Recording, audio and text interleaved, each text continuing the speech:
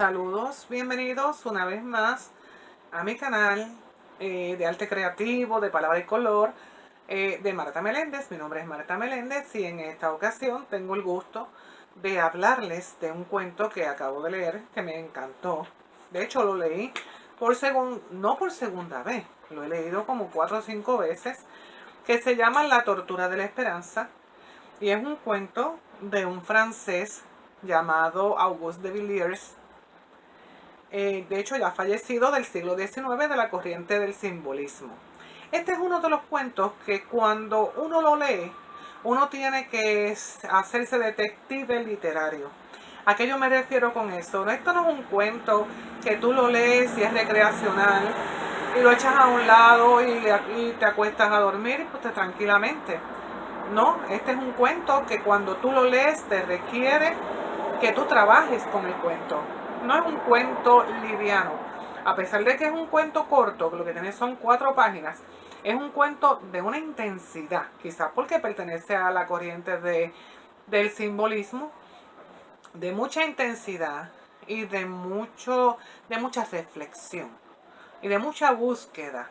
Porque para entenderlo hay que buscar unos elementos que si tú no los conoces, pues tú no vas a dominar el cuento o no lo vas a percibir en la profundidad y hasta donde se quiere llegar con estas letras. Acuérdense que el simbolismo tenía la particularidad de que había que buscar más allá, porque no eran los códigos, no eran las letras, no eran las palabras, sino todo lo que implicaba todo lo que se escribía.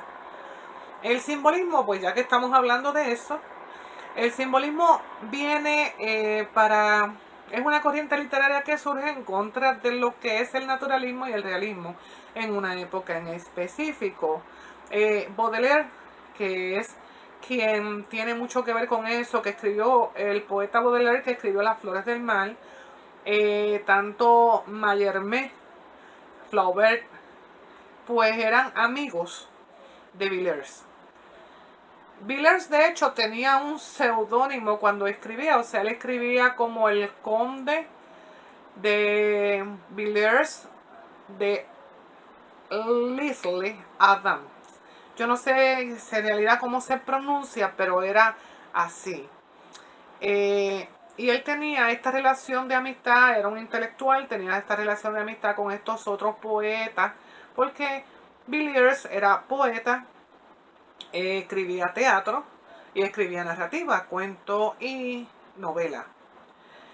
Bien, pues esto de La tortura de la esperanza es un cuento que cuando uno lo lee, uno se queda, como le dije ya al principio, se queda reflexionando. Este cuento se divide en 3 partes, pero antes de entrar en el cuento yo quiero señalar unos puntos que yo entiendo que son importantes para la comprensión del mismo.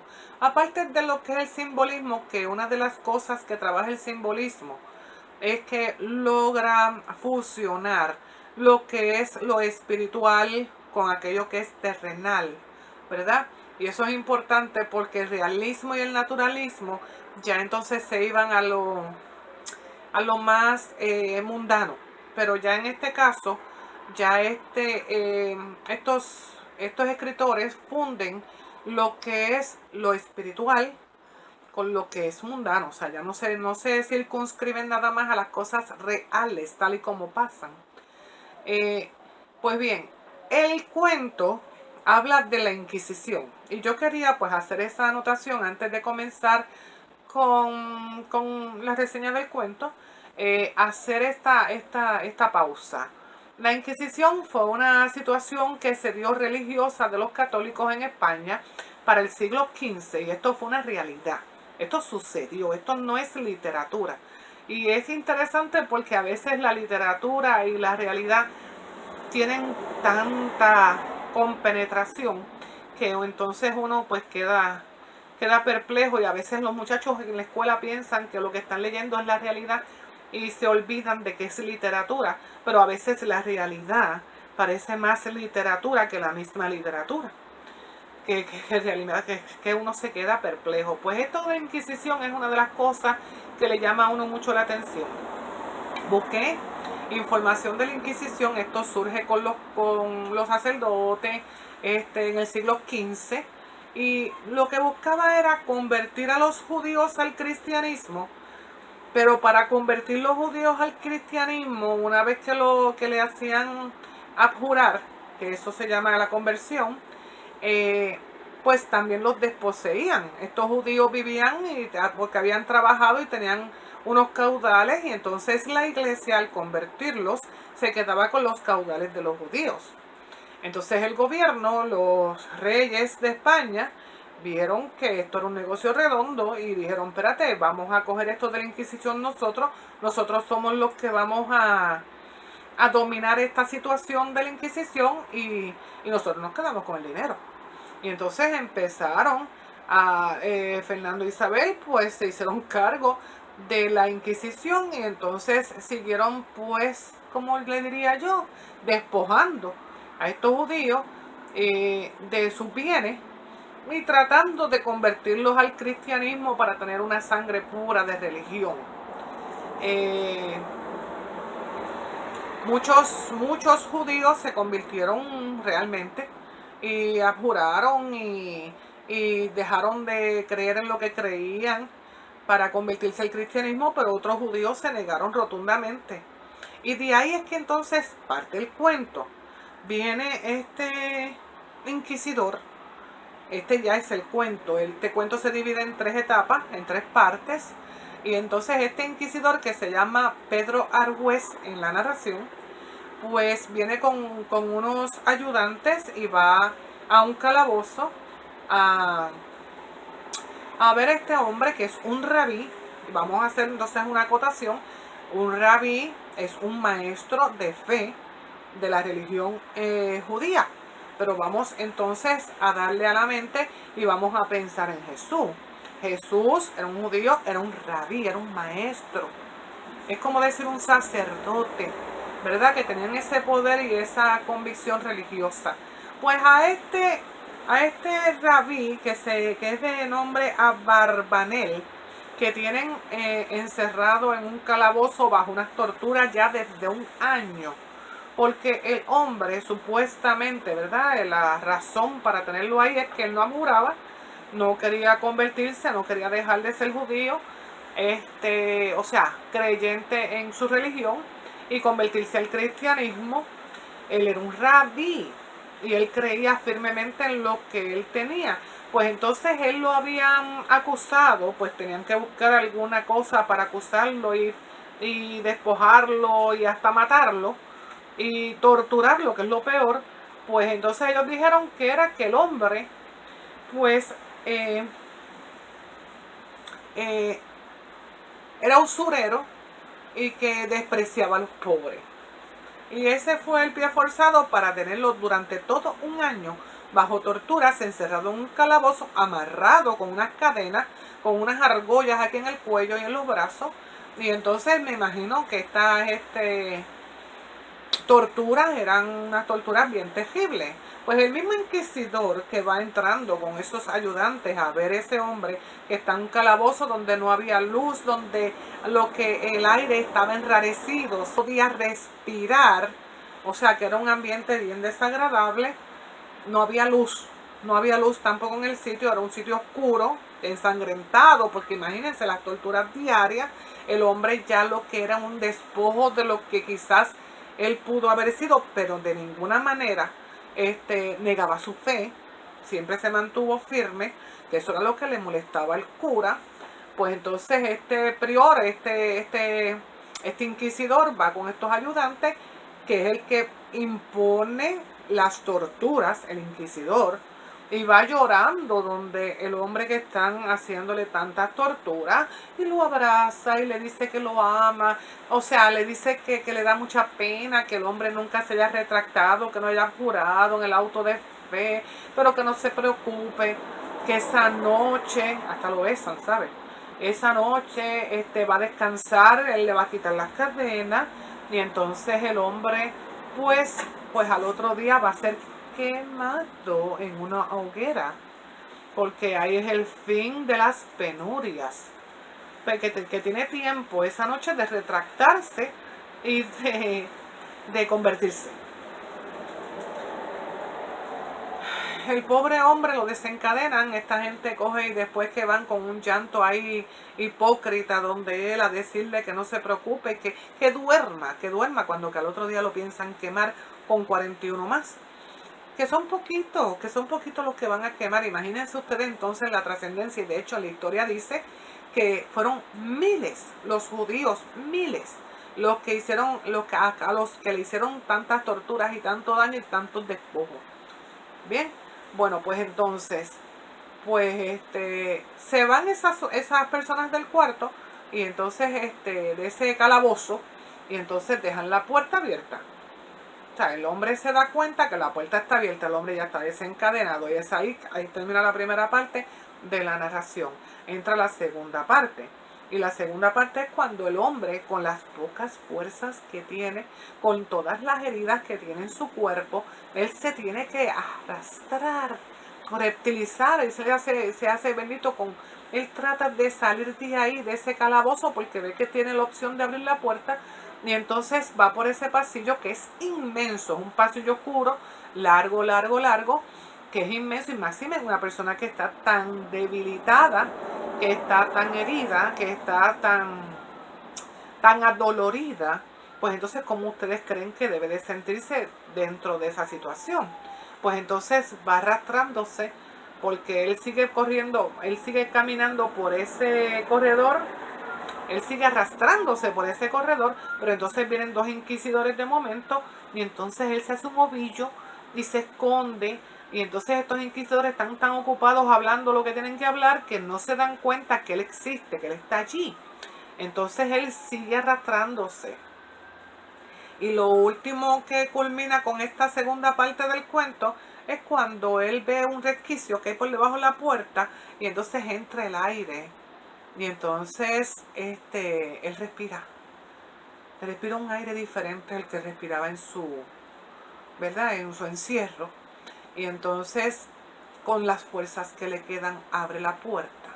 Ya tercera parte, abre la puerta, y entonces ve un jardín hermoso, ve un aire puro, ve un cielo límpido, y ve un bosque, que es por donde él va a liberarse, va a huir, para que no lo maten, para seguir le da gracias a su Dios por esa bendición de poder ser libre.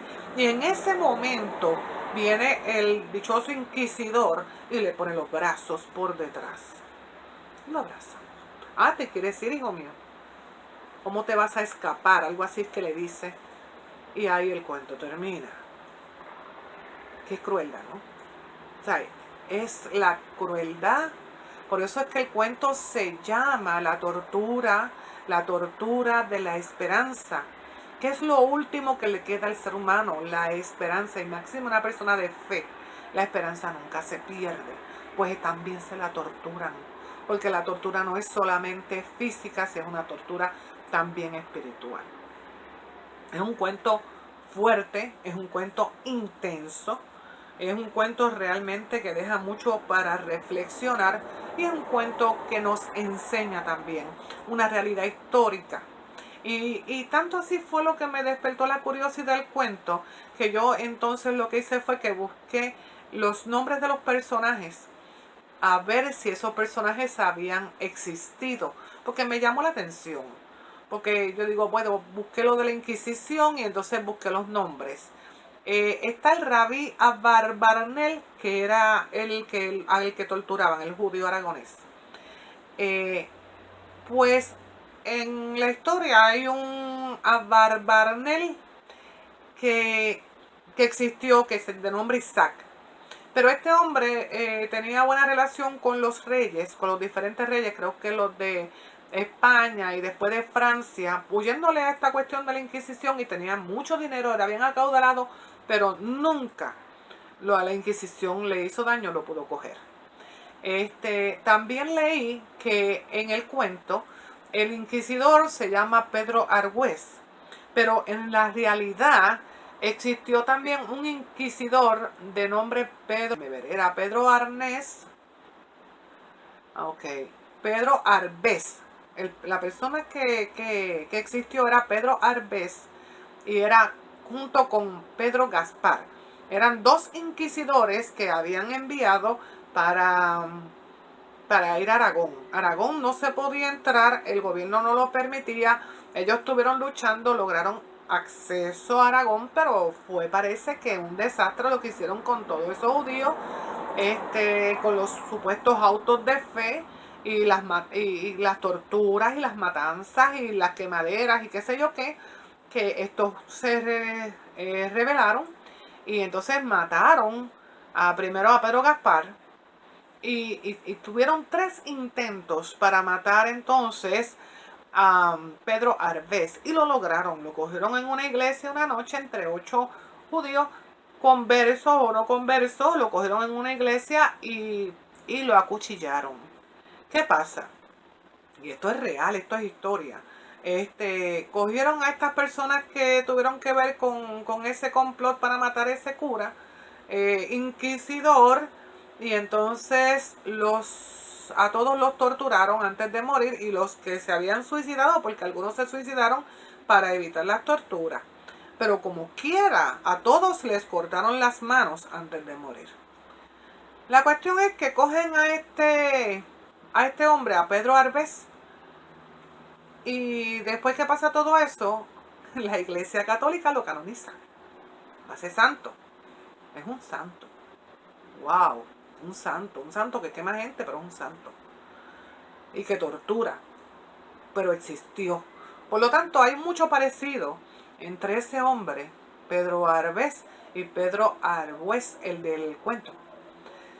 No quiero terminar este estudio sin antes recomendarles encarecidamente que busquen el video aquí en YouTube de Alberto Laiseca, donde él narra específicamente el cuento y lo hace de una forma tan magistral. Alberto Laiseca es un argentino, fue un escritor argentino que realmente él, para narrar este cuento, utiliza ese tipo de voz, ese ambiente, esa intensidad que lleva a la persona que está escuchando el cuento a vivir esas experiencias que que pasaron los personajes de esta narración de Villiers. Así que yo espero que este video pues les haya servido de algo, que les haya gustado, que aprendan que hay lecturas que obligan a la acción.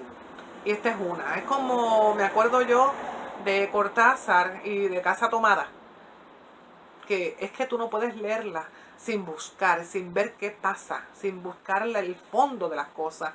Y eso yo creo que es lo que persigue el movimiento del simbolismo. Así es que pues les dejo, será hasta una próxima ocasión y que en algo les sirva y los motiva. Así es que mi nombre es Marta Meléndez. Recuerden conseguirme en Arte Creativo y en Palabra y Color. Les dejo, será hasta una próxima. Denme like y suscríbanse a mi canal. Gracias.